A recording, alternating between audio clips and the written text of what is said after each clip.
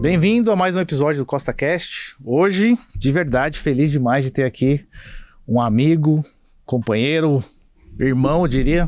Um cara que tem a paciência de ser meu amigo há mais de 30 anos. Vamos parar nos 30, né? Pra não revelar muito. Fernando Ferreira, cara. Gestor de pessoas, especialista em energia e agora em psicologia positiva, né?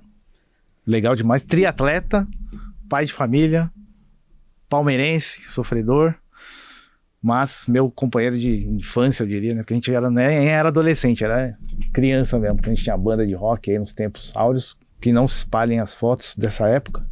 Cara, obrigado por ter vindo, velho. E a gente vai aqui trocar uma ideia sobre a vida, negócios, né? E principalmente essa nova área que você tá aí. Gestor de pessoas. Devia ter trazido minha carteira de trabalho aqui, que você foi o cara que assinou ela a primeira vez. Eu nem sabia disso. E, pô, fala um pouco aí sobre isso e sobre essa especialização até, porque tem a ver com o nosso público, né? De empreendedorismo Sim. Bom, primeiramente, obrigado pela oportunidade de estar aqui falando com você aqui nesse seu podcast de sucesso aqui. Eu me sinto honrado aqui de fazer parte, de poder contribuir com alguma coisa aqui pra gente... Com certeza vai. Poder evoluir junto aqui. Seguindo toda essa linha aí que você falou, além de... Tinha músico aí no meio aí também. Músico, claro. Escritor. Músico, escritor. Lançou os livros já. E estamos aí na batalha da vida nessa área de desenvolvimento humano. E palestrante também, é verdade. Nessa área de desenvolvimento humano. Então, quando a gente fala... Eu até visitei você um outro dia lá no seu escritório, né? Você estava em umas reuniões lá e eu fiquei prestando atenção na reunião que você estava fazendo lá e ainda falei para você, pô, esse pessoal desse nicho de negócio, cara, os caras estão com um nível de ansiedade gigantesco, que o pessoal quer tudo para ontem, para agora, resultado imediato, parece que até meio que sem esforço, né? Exatamente. Todo mundo quer resultado sem esforço, e o que acontece é que as pessoas estão ficando doentes com isso daí. E aí, quando você vai ficando doente, você não consegue produzir o que você deveria produzir. E, logicamente, você não vai atingir o resultado que você quer atingir. Aí vai virando esse ciclo aí. Aí dentro dessa linha de desenvolvimento humano é justamente para a gente poder trabalhar nesse sentido de que as pessoas consigam fugir um pouco desse desacelerar. Sim. Desacelerar para poder realmente atingir aquilo que quer atingir. Porque senão a gente fica numa roda de velocidade tão grande que hoje a sociedade impõe pra gente que a gente não consegue atingir os objetivos nossos. Né? Eu falo por mim até, porque eu tô na área do digital e aí eu acho que a rede social também tá deixando a gente meio doente por conta dessa comparação infinita. Totalmente. O tempo todo, né? As pessoas só postam o que obviamente é positivo, né? Ninguém posta ali a rede social da felicidade, exato. Que não existe. Aí você olha e fala, putz, mas eu não tô assim hoje. Aí você já começa a ficar down ali e por conta dessa velocidade que a gente navega também, a gente quer produzir nessa velocidade, não dá. Aí você não come direito. Eu vou falar de mim até. Não como direito, não faz exercício, sempre ano que vem eu vou fazer, cara. Vai ser top. E não vai. Não vai. Vou cobrar. E aí você vai ficando mais velho, e aí vai ficando mais fraco, vai perdendo músculo, vai mudando hormônios. E cara, isso é um perigo danado, né? Sim. E aí eu falei aqui da psicologia positiva e tal, que você tá se especializando. E tem um lance de felicidade, que para empreendedor às vezes, isso aí é balela, cara. Né? Então vai. Psicologia positiva. Quando eu fui falar, na verdade já tenho a especialização, mas quando eu fui comentar com algumas pessoas que eu tava fazendo isso, foi até engraçado, que o pessoal achava... Os caras já... Puta frescura, cara. Virou hippie, Que frescura? Aí, mas o que é? Aí falava, é o estudo da felicidade. Cara, você vai sair abraçando árvore, fazendo referência ao sol, sair pulando. Meu, não tem nada disso. Pomba branca. É uma ciência. É uma ciência. Então é a ciência do bem-estar subjetivo. Na verdade, se você tivesse que resumir, é isso. A ciência do bem-estar subjetivo. Então, assim, mas tá, e esse bem-estar? Como é que... Quando a gente fala de felicidade, todo mundo acha que é um negócio meio utópico, assim, né? Você é feliz? É fácil responder essa pergunta aí? Você é feliz? É difícil? É difícil responder essa pergunta.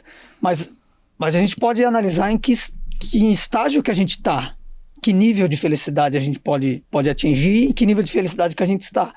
Então, só para contextualizar aí essa questão, explicar um pouquinho dessa área, o psicólogo Martin Seligman, lá no final da década de 90, ele assumiu lá a presidência da APA, da Associação de Psicologia Americana lá, né?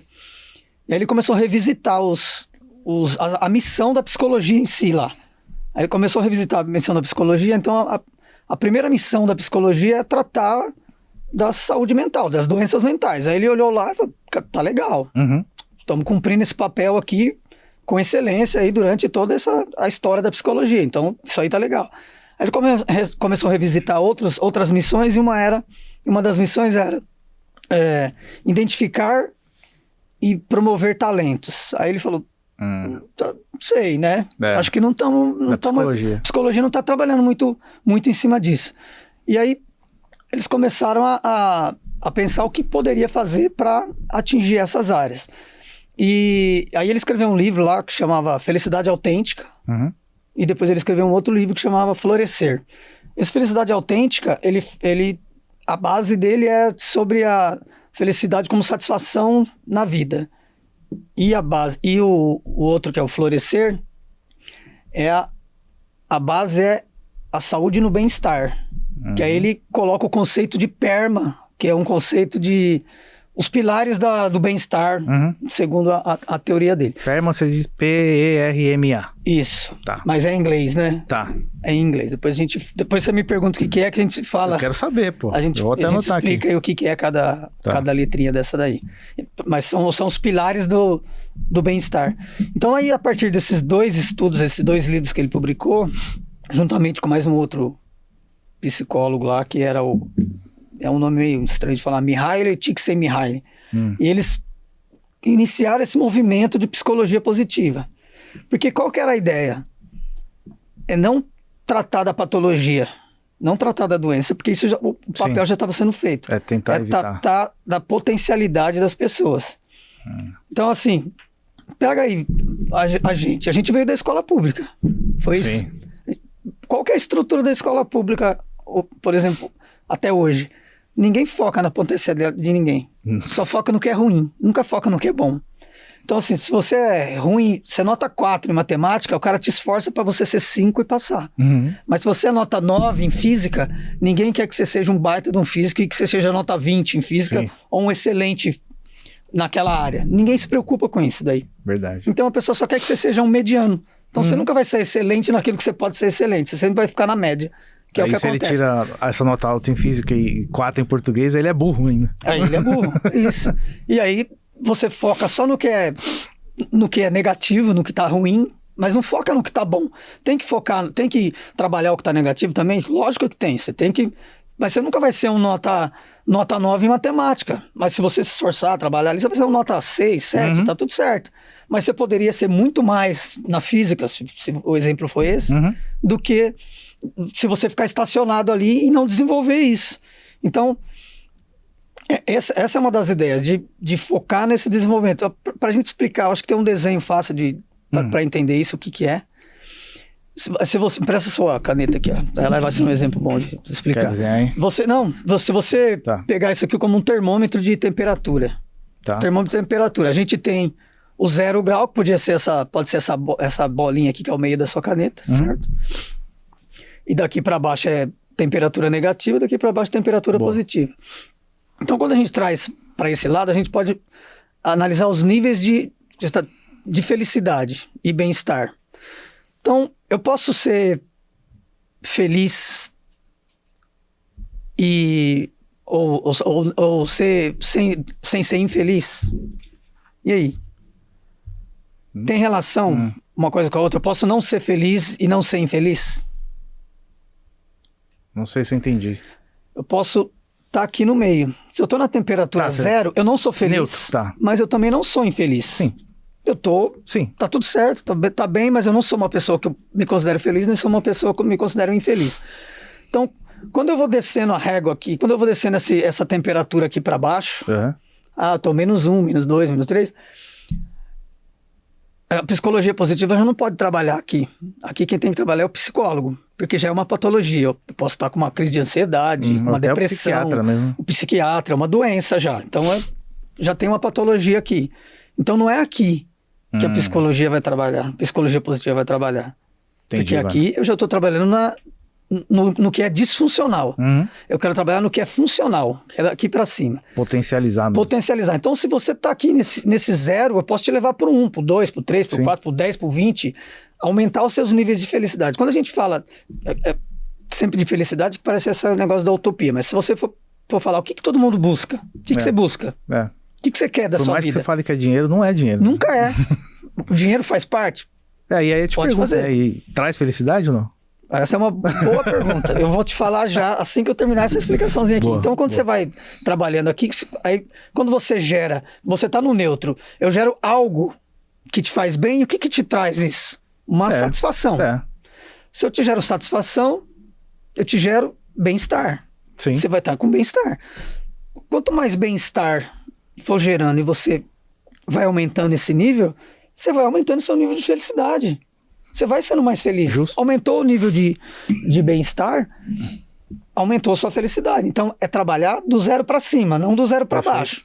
Então, como é que a gente faz isso? Aumentando os níveis de felicidade. Essa é a grande questão. Aí você me perguntou se o dinheiro traz felicidade.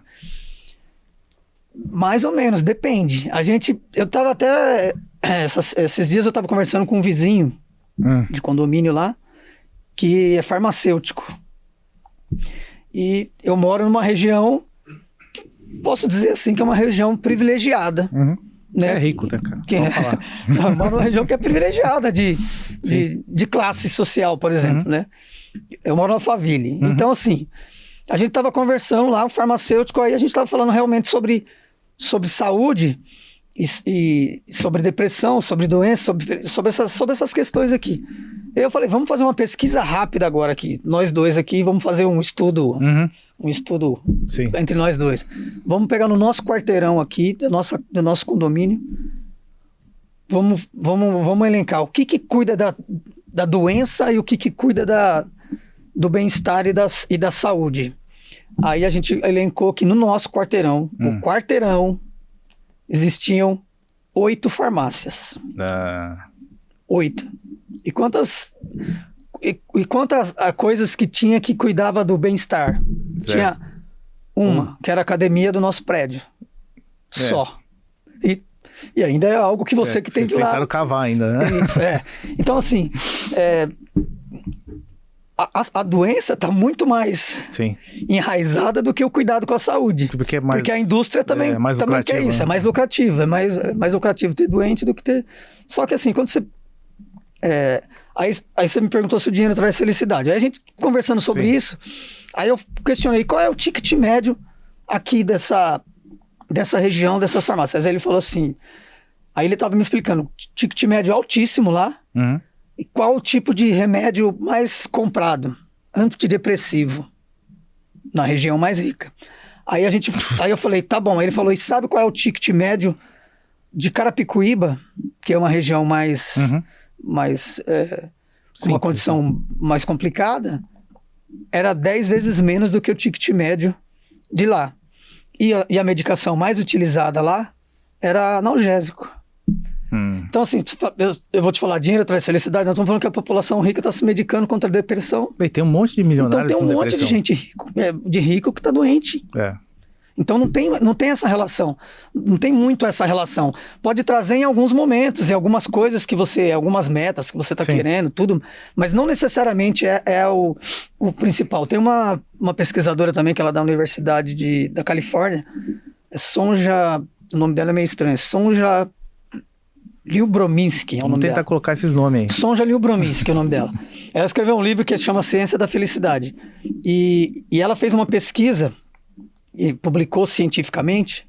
Ela fez uma pesquisa que lá, nessa pesquisa, ela tenta identificar justamente isso. Da onde que vem isso aí, a felicidade? Então, no estudo dela, que ainda esse estudo está sendo bastante discutido, mas já é um estudo.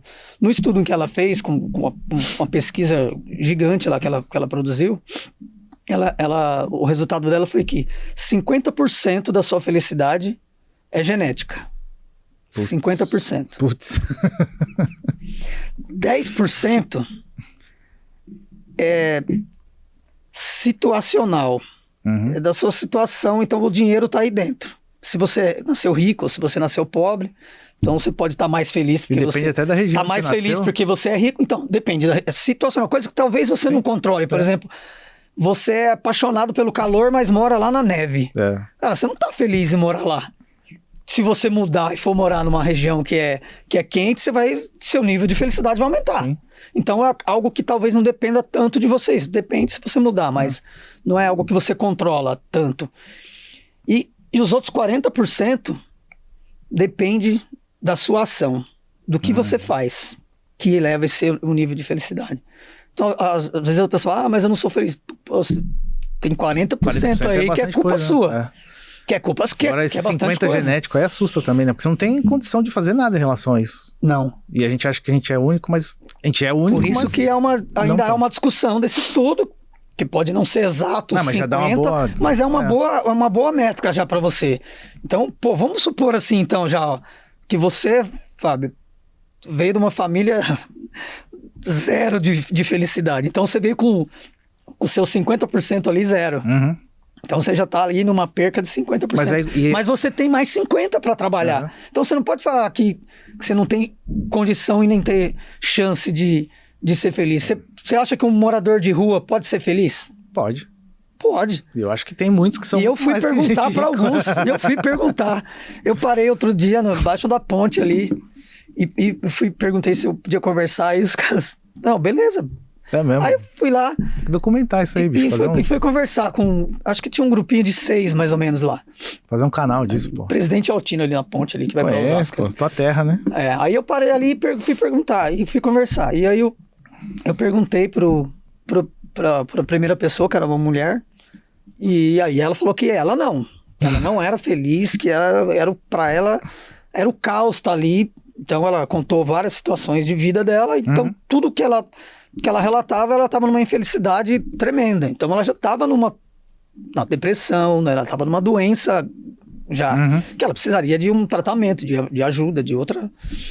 Aí eu fui conversar com uma outra pessoa, com outro lá, que era um rapaz lá, e ele me disse que ele era. Eu falei, você é feliz aqui, morando debaixo da ponte, com essa situação toda? Tudo? Eu falei, cara, eu sou. Pra mim, se eu conseguir dormir uma noite inteira, eu já sou feliz, ele falou. Nossa, se eu conseguir brincar aqui, a hora que eu brinco com o meu cachorro aqui, tinha um cachorrinho lá e tal, aí eu tô feliz pra caramba. Aí eu falei, mas como que você mede isso? Ele fala, porque o que eu tinha antes era muito pior que isso. Nossa. Então, assim, é muito subjetivo. Por isso que a ciência do bem-estar subjetivo. É muito subjetivo o que é felicidade para um e para outro. Sim. Então, para ele, isso é felicidade, cara. Poder dormir uma noite sem ser acordado, no meio da rua. E talvez essa mulher, por exemplo, do exemplo, ela pode ser algo que acontece com os caras que estão na Cracolândia ali, por exemplo. Chegou numa posição tão ruim que ele prefere se drogar do que encarar a realidade, que é horrível, né? Porque a droga, o que ela faz? Ela traz um alívio, né? Sem dúvida. A droga te traz um alívio imediato. Isso aí, um alívio imediato. Que é, se você pegar lá para trás na filosofia, quando os filósofos já estudavam lá a felicidade, tinha a felicidade eudônica, né? Do eudaimonismo e do hedonismo. E que era o hedonismo é a felicidade, aquele prazer momentâneo, aquilo que acontece agora, que é o que a droga causa. A outra, não, já é um prazer a longo prazo, que você tem que construir algo. Talvez o que a gente entende hoje que seja o melhor é o a longo prazo. Porque eu tenho uma frase aí de um monge budista aí, que ele fala assim, que não existe caminho para a felicidade é o caminho. Então às vezes a gente fica procurando, vou ser feliz quando o meu podcast estourar. E essa construção, cara, mas eu não posso ser feliz agora com isso aqui que está acontecendo agora. Você fazendo isso aí, e curtindo, e conversando, e evoluindo, e tendo conhecimento. Então o que acontece é que as pessoas não aproveitam isso hoje. A felicidade do caminho. Fica só esperando a felicidade no final. Por isso que a gente está numa sociedade da angústia e da ansiedade, que é aquilo que eu te falei dos seus clientes na sua reunião lá, que queria um negócio, quer uma coisa lá na frente, você não sabe mas cara, e agora? E esse caminho? Como é que nós vamos construir e ser feliz no caminho? Não, o cara só quer ser feliz no final. Só que talvez ele nem chegue no final. Essa é a grande questão. Talvez eu não chegue no final. Mas você vê, aconteceu agora com o Silvio Santos aí, que morreu agora. E aí, o que ele levou agora? O cara construiu muito.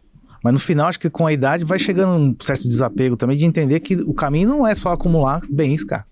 Que vai ficar aí pra galera ficar brigando depois ainda. Então, pra mim, a felicidade dele era estar lá no palco era isso, cara. Interagindo com a galera todo dia, a cada programa, não era ter um canal de televisão, por exemplo, ou ser o maior comunicador.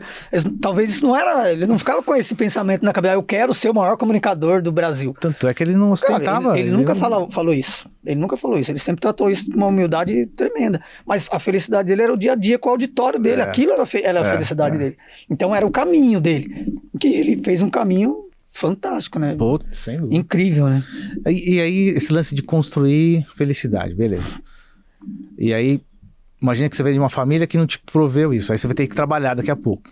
Como é que vai ser feliz no trabalho também? Porque muitas vezes, se o cara já tem uma condição ruim, ele vai geralmente para um trabalho ruim também, porque não foi ele que escolheu. Porque ele também não foi potencializado. Aí ele tem que aceitar o que vier. E aí ele tem que ser feliz lá. Pô, que jeito, cara? Cara, por isso que a gente precisa falar disso. Por isso que a gente precisa falar de felicidade, ou podem chamar do que quiser, mas a gente precisa falar de bem-estar, de satisfação com a vida. Por isso que a gente precisa falar disso, porque as pessoas precisam buscar.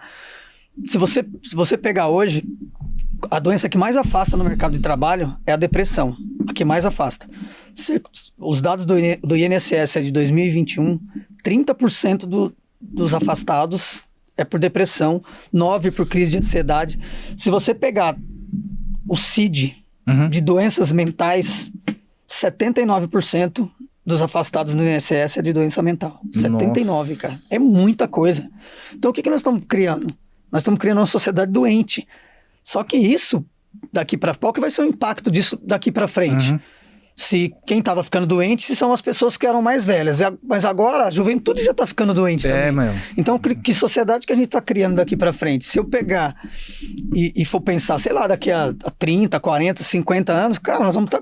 O INSS é um sistema falido. Vai quebrar. Que não consegue dar conta disso e nem de tratar essas pessoas. Então, se a gente não conseguir, quando não começar a falar disso e a trabalhar... Né, porque o que é isso, na verdade? É uma prevenção. Se eu não começar a trabalhar na prevenção, eu só vou ficar criando cada vez mais uma sociedade doente que eu não tenho condição de tratar. Eu como Estado, né? O Estado não tem condição de tratar, já não consegue tratar hoje. Então como é que a gente faz? Todo dia tem gente se afastando por causa disso. Cada hora os caras mudam o nome aí, né? Burnout e tudo, mas, é tudo doença mental. E nós estamos é o que eu estava falando da aceleração. Nós estamos numa aceleração gigantesca. Cara, que as pessoas vão se mergulhando nisso e depois não conseguem sair mais. Se a gente não conseguir trabalhar essa questão dessa prevenção, voltando àquele termômetrozinho lá, elevando o nosso nível de bem-estar, nós vamos estar descendo a régua pro negativo lá, nós vamos estar caindo para as patologias de doença mental, entendeu? E hoje, pelo menos, se fala mais sobre isso, né? Então, isso... Sem dúvida. Por isso que eu tô falando que a gente tem que falar. Porque, se você pegar o mercado de trabalho, você perguntou aí se dá pra gente ser feliz no trabalho e tal.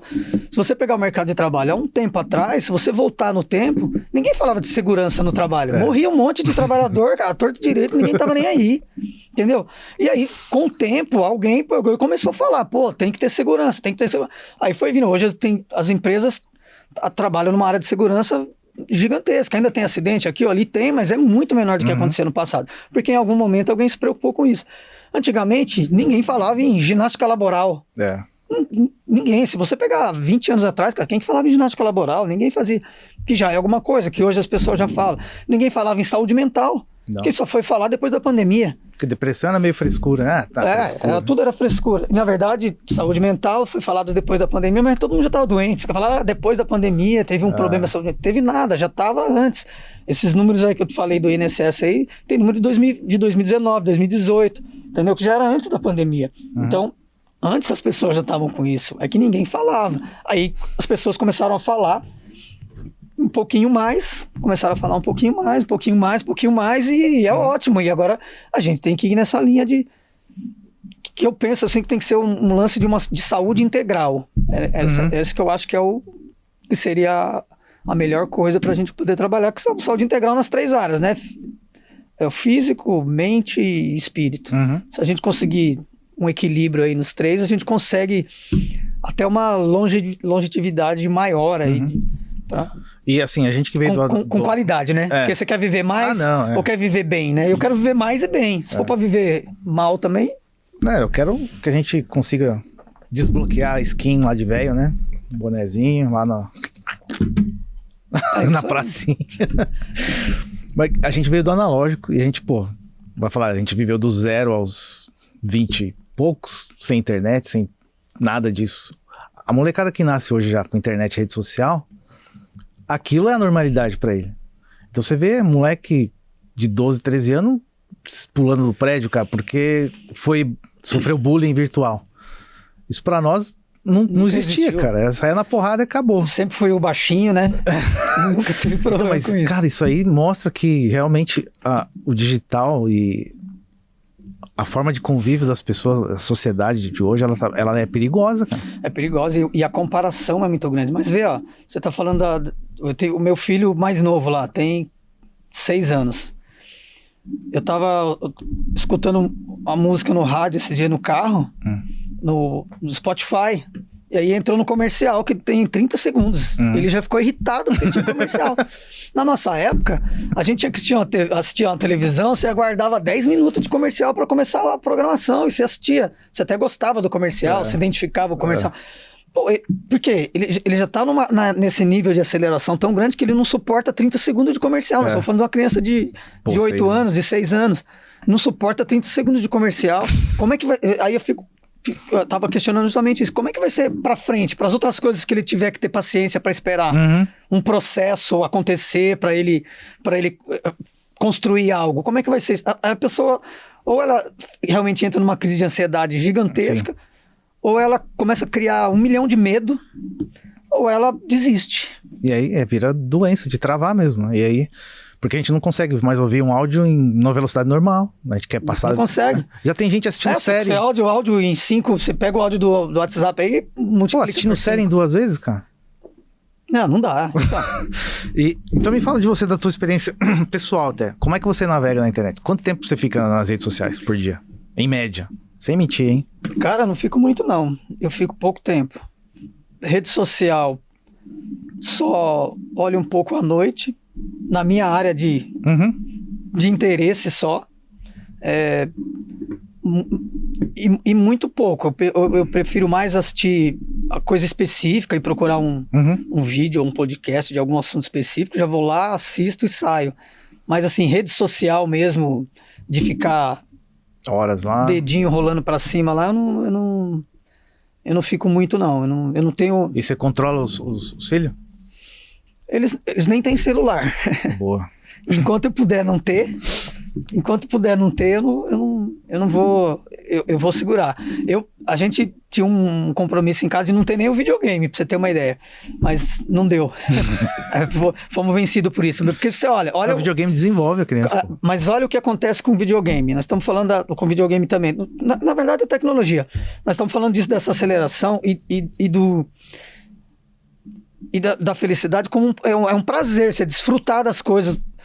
As crianças hoje nos jogos, você vê, ele não desfruta mais, ele só quer passar de fase em fase, ele não desfruta nem... A gente, na nossa época, a gente comprava 3 fichas para ir jogar num fliperama. Você sabe disso. Opa. A gente ia lá com 3 fichas, e o que você queria? Quanto mais tempo demorasse ali para mim não perder as 3 fichas, para mim... Então você curtia aquele processo daquele jogo, daquele momento. É isso que eu tô falando de curtir o processo. Você era feliz jogando aquelas 3 fichas aí, acabou, você ia embora, mas quanto mais você pudesse ser bom pra ir ganhando crédito ali, sua ficha ir durando mais, era legal. Hoje eles passam a fase, só querem zerar o jogo. Não sabe nem, você perguntava qual que é o nome do vilão da primeira fase, nem sabe o nome. Tem uns que vão já assistindo o tutorial e vão jogando junto. Então, porque não curte o processo. E isso vai danificando, isso faz mal. Porque vai fazer mal para todos os outros processos que ele for fazer. No trabalho vai ser a mesma coisa. Numa faculdade vai ser a mesma coisa. É sempre a ansiedade de zerar o jogo. E tem hora que você não vai conseguir zerar o jogo. Tem hora que você tem que Não, mas começar. Aí se ele entra na faculdade e zera o jogo, ele passou inteiro sem aprender porra nenhuma. E aí? Exatamente, que é o que acontece hoje com um monte de gente. Nós estamos com um monte de profissional que não sabe nada. um monte de profissional que não sabe nada. Não tô aqui... E você é gestor. Não tô falando de nenhum, tô falando de geral, de todas as áreas, cara. Você vai pegar um médico, tem médico que ficou lá 6 anos e não sabe nada, você pega um psicólogo que não sabe nada, você pega um advogado que não sabe nada. Eu digo não saber nada de não saber aplicar tudo aquilo que foi passado para ele no período de que ele tinha que se formar, porque ele só quis o final, só quis chegar o diploma final. Tem um monte de diploma vazio hoje. Então é isso que acontece. Se a gente não tratar esse pessoal, então o que eu acho com a juventude? A gente tem um programa, até na empresa, tem um programa social que é uma escola de formação profissional para jovens de baixa renda, de classe social de baixa renda. Então, quando esse jovem entra lá, é aquilo que você falou lá no começo. Pô, se o cara não teve nada, não tem oportunidade, a maioria desses jovens nunca teve nenhuma oportunidade de nenhum curso, inclusive, de nunca fazer um curso.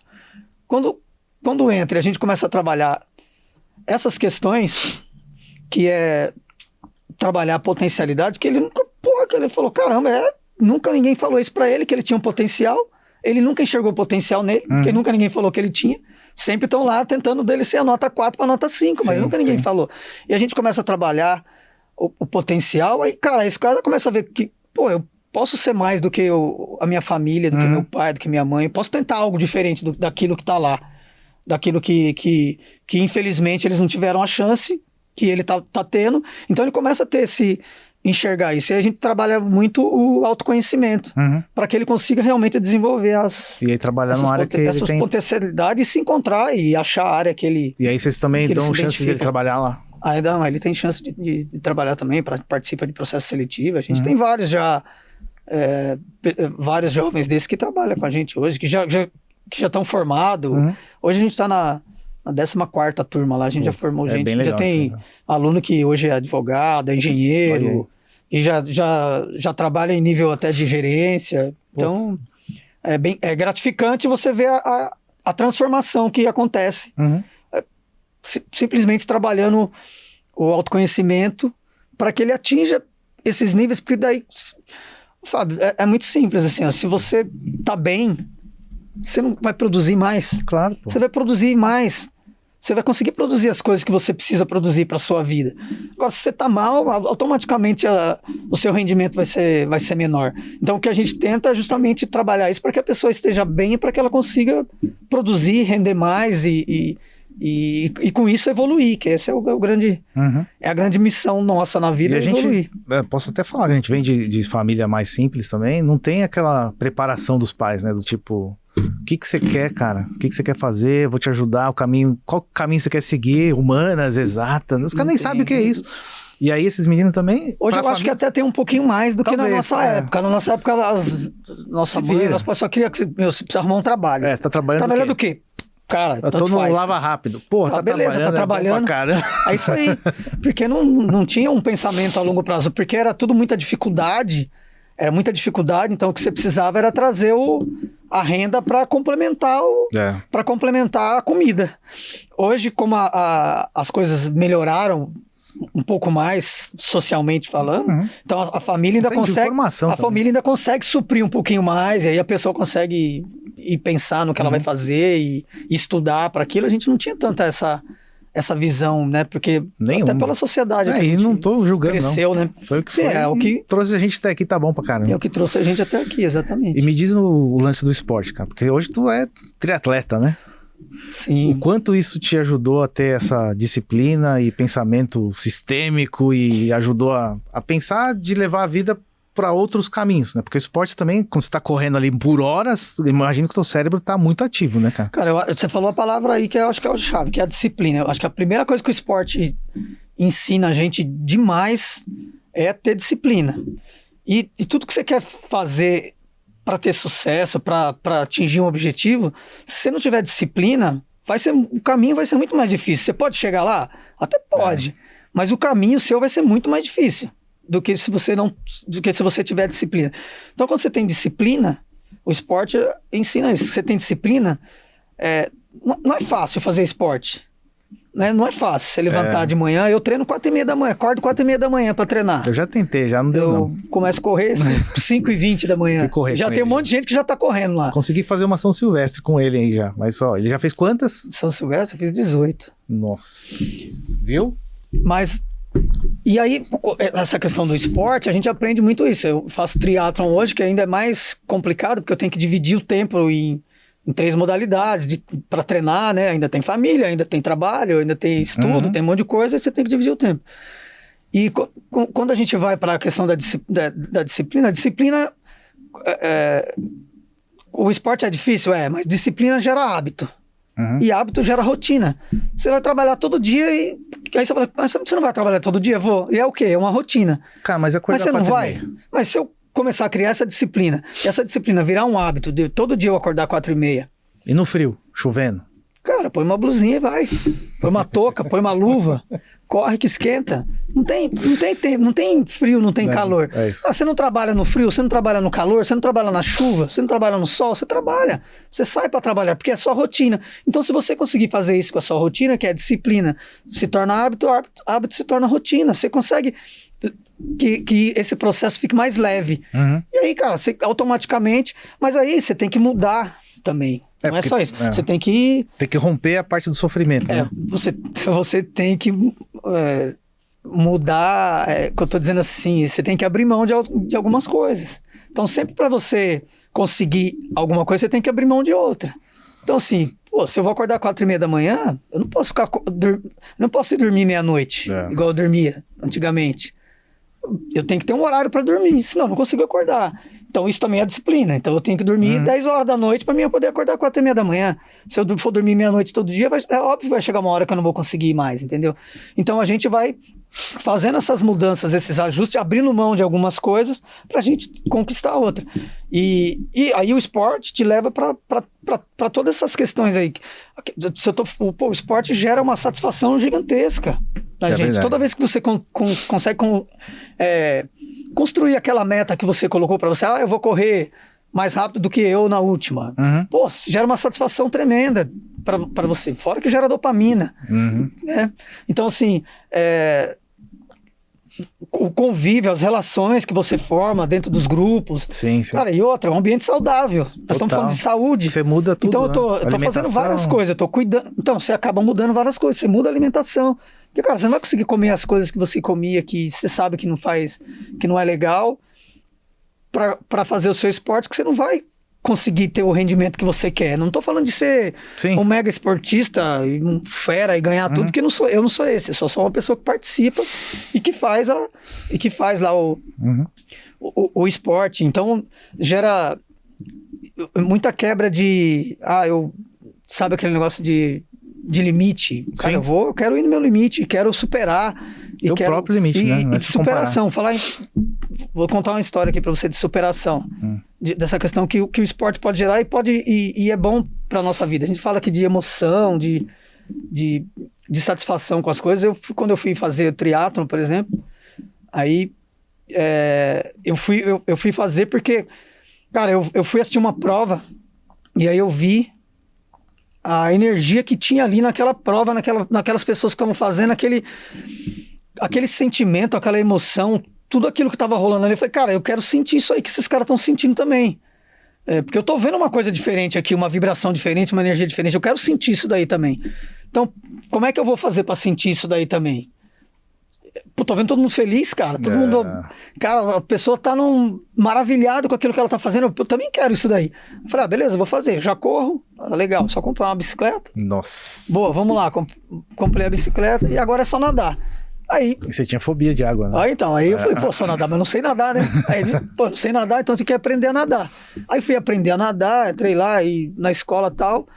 E aí quando eu fui pra minha primeira prova, aí eu descobri isso aí que você falou, fobia de água. Aí eu descobri que eu tinha medo, né? Pavor de água. Não conseguia enfiar a cara dentro da água e saber que não dava pé. E aí eu desisti nas minhas 3 primeiras provas, eu desisti. Eu falei, caramba, cara, o que é isso? Aí vamos tratar, vamos ver. Aí era um medo gigantesco, era uma fobia gigantesca. Fui fazer terapia, fui fazer hipnose, fui fazer curso de mergulho. Tudo que me falava que era bom pra... Come batata que é bom para o medo de... Eu ia, tudo que falava que era bom para fazer, eu fui fazer para tentar vencer esse medo aí. E aí, depois de todo esse processo aí, eu consegui vencer isso e consegui fazer as provas e tal. São quantos quilômetros? Triatlon? Depende do tipo da prova, mas essa prova que eu tava fazendo era o Ironman, era 3.800 de natação, 180 de bike e 42 de corrida. Nossa. E aí a gente vai vencendo o medo com essas trabalhando isso, também trabalhando as emoções da gente, só pra... Porque é esse lance emocional que é o pesado. Então, e você vê, e às vezes as pessoas desistem por conta disso daí. E com desafio bem menor, né? Com desafio bem menor. Então também tem um estudo aí da teoria do flow, que é do Mihaly Csikszentmihalyi lá, que é justamente assim, qual é o seu estado, o seu estado de flow, por exemplo. E aí ele tem a reguinha lá para medir, que é, se eu tenho um desafio muito alto, qual é a habilidade que eu tenho que ter para atingir esse desafio? Então, o meu desafio está aqui, minha habilidade tem que ser alta também para mim conseguir vencer aquele desafio.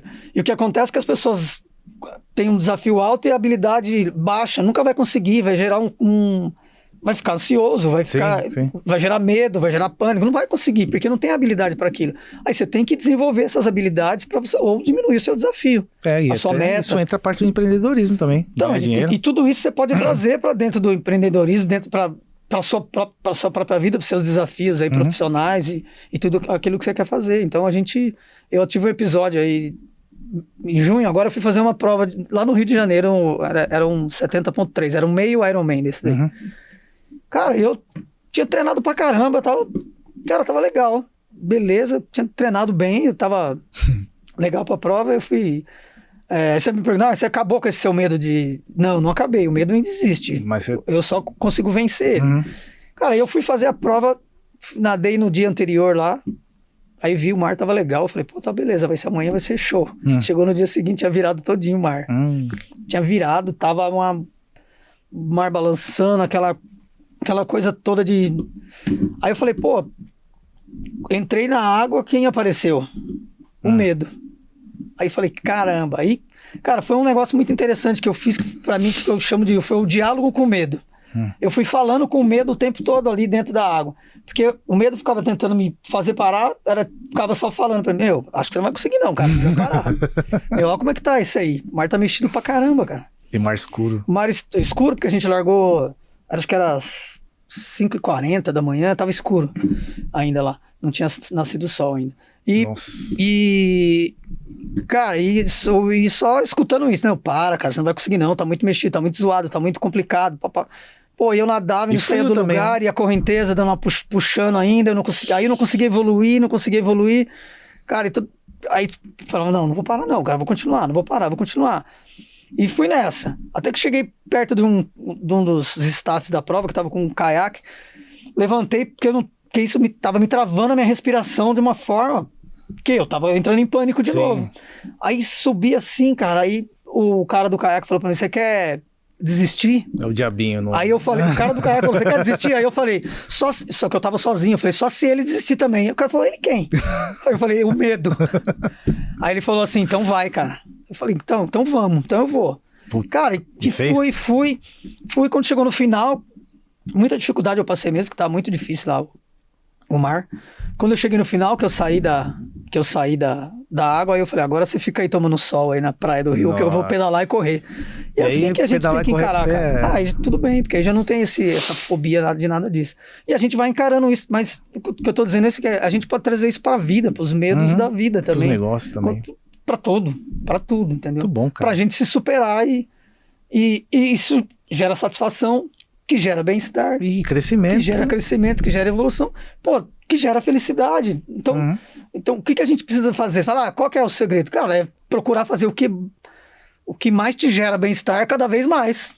Mas e aí, se o nosso cérebro é meio malandro? Porque ele é, né? O nosso cérebro é totalmente malandro, ele trabalha com padrão, né? Então, e o padrão de economizar energia e baixo risco. Ele fala assim, não, mas o que eu gosto de fazer é assistir televisão, filme, chocolate, Coca-Cola, banho quentinho. Nosso gostoso. cérebro é preguiçoso. Ele gosta disso, o meu, pelo menos. Nosso é preguiçoso.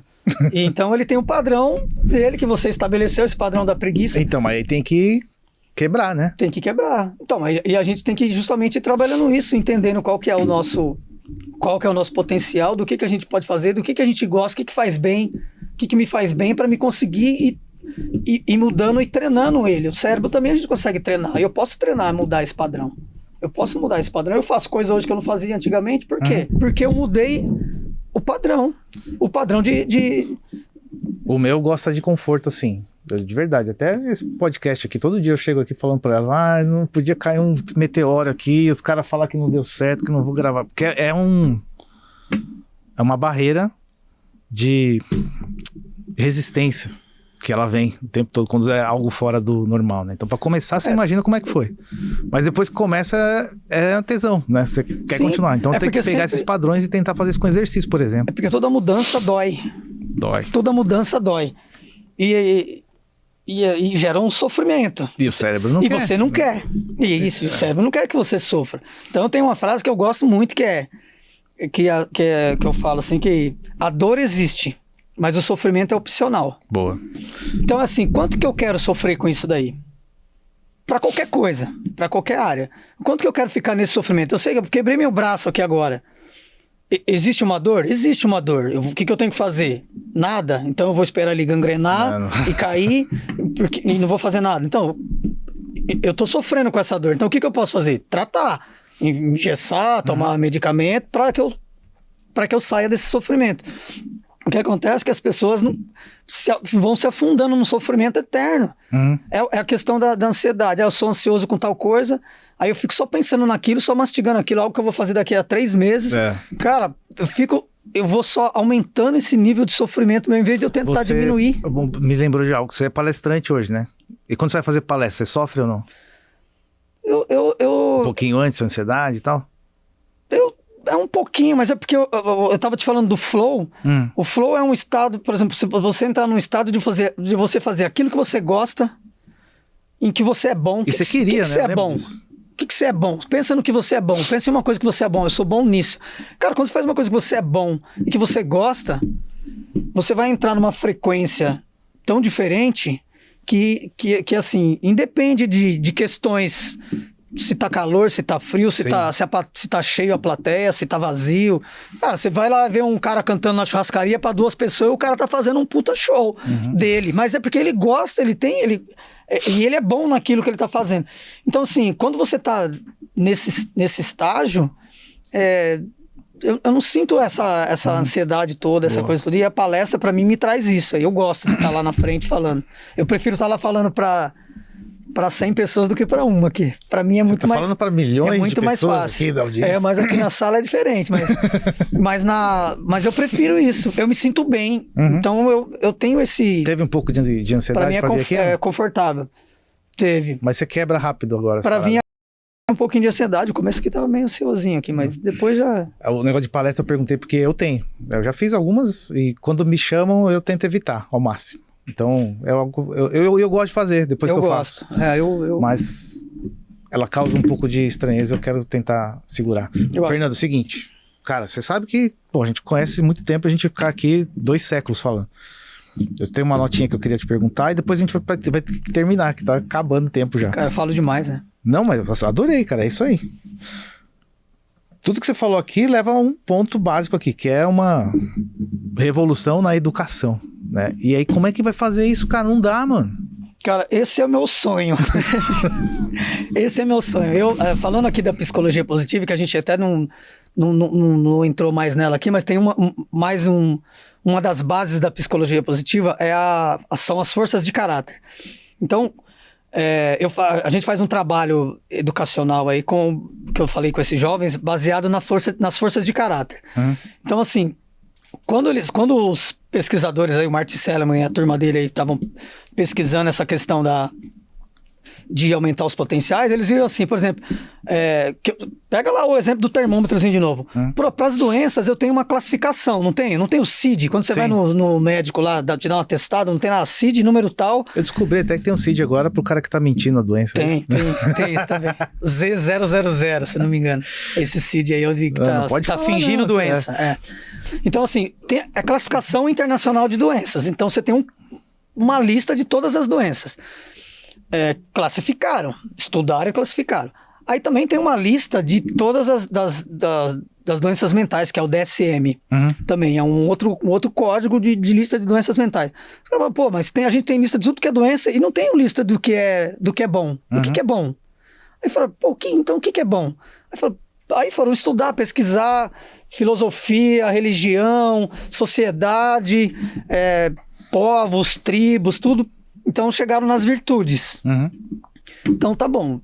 Então, que virtude que todo ser humano tem?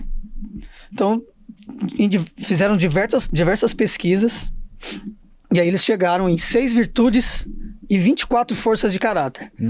Então, assim, todo ser humano tem 6 virtudes e 24 forças de caráter. Quem se interessar, coloca aí depois coloca aí na descrição aí do podcast aí o teste, eu passo para vocês depois como que realiza o teste para você saber quais são as suas 24 forças de caráter. Então você realiza o teste e consegue identificar quais são as suas 24 forças de caráter. Que aí dentro dessas virtudes, as virtudes é a virtude da sabedoria, da moderação, da temperança, que é a moderação, da transcendência, da justiça e da humanidade.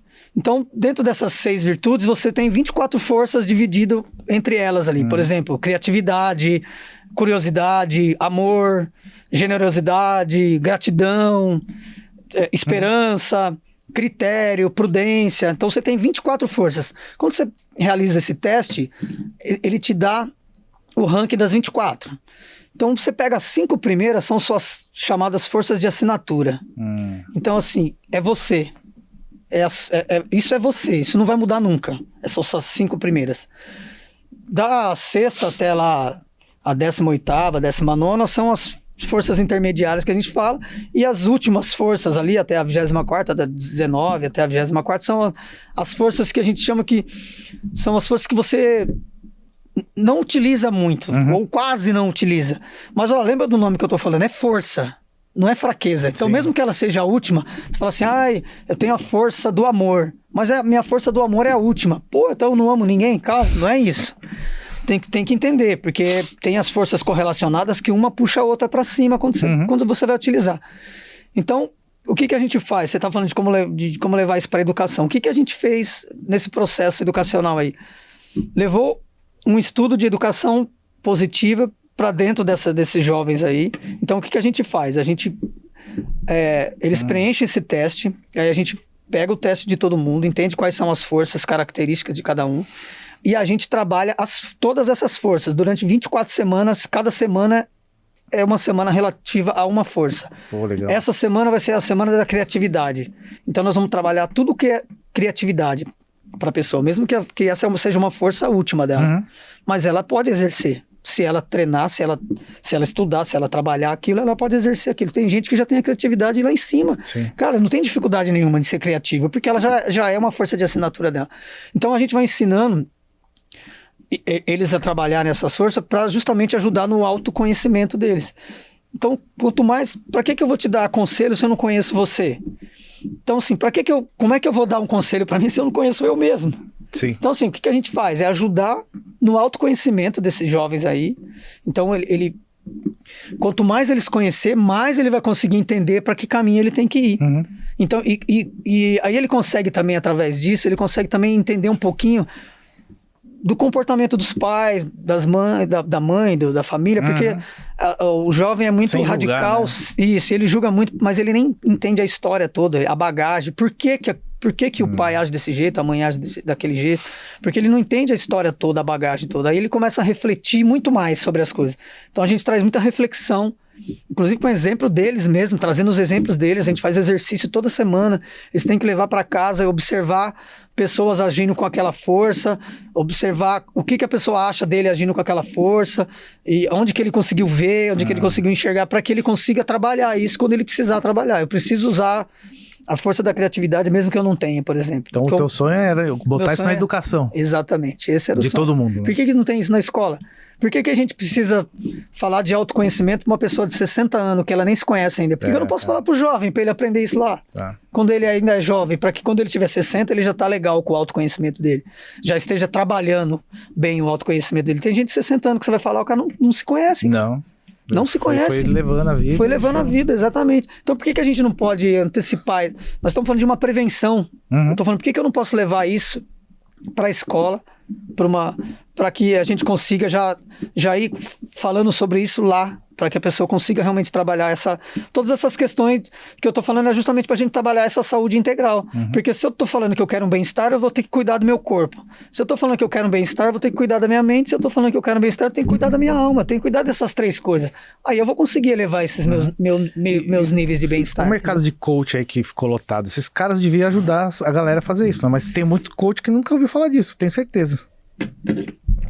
É que desvirtuaram muito o mercado de coach, né? Mas não é um cara importante? Pô? É um cara importante, mas é que... É que virou grana, né? Eles desvirtuaram um pouquinho, foi para um outro nível, mas ele pode ajudar. Tem muito coach, eu tenho até uma professora que escreveu um livro lá que chama Coach Positivo, Andréa Pérez, lá. É um baita livro interessante para justamente isso, ajudar o coach a colocar isso dentro do desenvolvimento humano que ele trabalha, entendeu? E não pode ter o preconceito, né, com a palavra coach por conta do que aconteceu aí, né? Sim. Porque tem uns caras que tem realmente... muito coach bom, cara. E é um cara que é importante na vida. Igual eu falei no começo aqui, que tem médico ruim, advogado ruim, tem coach ruim também. Mas tem coach que é bom. Sim. Tem muito coach. Tem muita e que muda coach que usa as técnicas do coach que muda a vida da pessoa. Sim. Entendeu? Então a gente pode trabalhar essa questão do desenvolvimento humano baseado nos princípios da psicologia positiva. Essa é a missão. Dentro da missão específica que o Martin Seligman escreve no livro dele lá, a missão dele o objetivo dele é que em 2050, 51% da população esteja num estado de florescimento. O que é um estágio de florescimento? É um estágio de uma felicidade de um nível maior ainda. Entendeu? Quanto mais se puder subir esse nível. Então a gente tem que falar sobre isso muito agora, para que as pessoas comecem a abrir a mente para isso e a gente conseguisse tratar dessa prevenção que a gente está falando de tanta gente doente nos dias de hoje, a gente está falando de um outro, vindo de um outro lado aí para tratar da prevenção. E se alguém que está te ouvindo aqui gostou do que você está falando e quer te contratar aí para ser um... Cara, faz mentor. o teste lá. Faz o teste lá das forças. Manda lá no meu Instagram lá. Que a gente faz um bate-papo aí, te dou um reportezinho sobre o seu teste aí, o que significa aquelas forças ali pra você, a gente passa aí pra você. Então procura o homem aí. E só um recado pras empresas também. Já dá um recado aí, ó. As empresas podem também mudar o conceito, porque você pode fazer uma gestão de cultura organizacional positiva. Você pode trazer a sua cultura organizacional, seus princípios, valores lá, e alinhar com as forças de caráter, por exemplo, e trabalhar isso para ter uma cultura organizacional mais positiva, para trabalhar isso daí. As pessoas estão ficando doentes no mercado de trabalho, cara. Se a gente não tratar da saúde... Tem empresas que já têm departamento de felicidade. Pô, eu vi isso aí, cara. Tem gestor de felicidade. Acho que a Ambev já tem algumas outras aí. A Heineken já tem, ó. A gente toma uma cervejinha e a gente fica mais feliz. Então eles estão trabalhando isso já tem empresa preocupada com isso, porque senão daqui a pouco, onde que vai parar a mão de obra que a gente precisa para trabalhar? Se vai estar todo mundo doente, entendeu? Deixa suas palavras finais aí, a gente precisa terminar, senão o povo ali vai cortar a nossa cabeça. A minha palavra final é que é aquela frase que eu falei lá. Não existe um caminho para a felicidade. A felicidade é o caminho. Então, se você quer felicidade, busque agora. Faça no hoje, no agora, no que está acontecendo agora. É hoje, é no momento atual. Se for ficar pensando muito lá na frente, vai gerar muita ansiedade, talvez você não atinja o que você está querendo atingir. Faça as metas curtinhas aí e vamos para cima. E qualquer dúvida que tiver aí, pode procurar aí, que tem muito assunto pra gente debater sobre Sem isso dúvida. daí. Espero que Mas volte. queria agradecer a oportunidade de estar aqui falando disso, porque não é todo lugar que a gente tem a oportunidade de falar sobre isso, porque as pessoas acham estranho até falar sobre Sim. felicidade, né? Acho que é hippie, hein? que é autoajuda, ó, não é autoajuda. Psicologia positiva não é autoajuda, tá? Então, não é autoajuda, é uma ciência. Então, é estudado para que a gente realmente consiga atingir os nossos objetivos de vida aí. Pô, cara, obrigado. Até me fez repensar algumas coisas também aqui. Depois a gente vai trocar uma ideia disso. Bora, vamos lá. Porque essa ansiedade, ela é normal, né? Pra nós aqui. Normalizada, né? Mas não era pra ser normal. Mas que não é normal. É. Foi normalizada, mas não é normal. O lance mesmo do podcast, que, pô, é isso mesmo, cara. O gostoso é vir aqui. Fazer, O gostoso é isso, fazer as né? palavras aqui, trocar ideia, fazer... Pô, a gente já abriu portas aqui com uns negócios que não teria aberto se não tivesse criado esse negócio, que é um canal iniciante. Então, pô, vai voltar aqui. E no momento, ter coragem, cara. Quebrar o medo pra poder vir fazer e ir pra cima. Então, Total. É isso, gente. Espero que tenha gostado aí. Fernando Ferreira. obrigado. Tá aí o Instagram do homem. Se precisar de ajuda, ele vai ser coach daqui a pouco, mentor também, certeza, para formar outros profissionais para falar de inteligência positiva, de psicologia positiva. É algo que é importante, é vital, eu diria até. E a gente se vê no próximo episódio.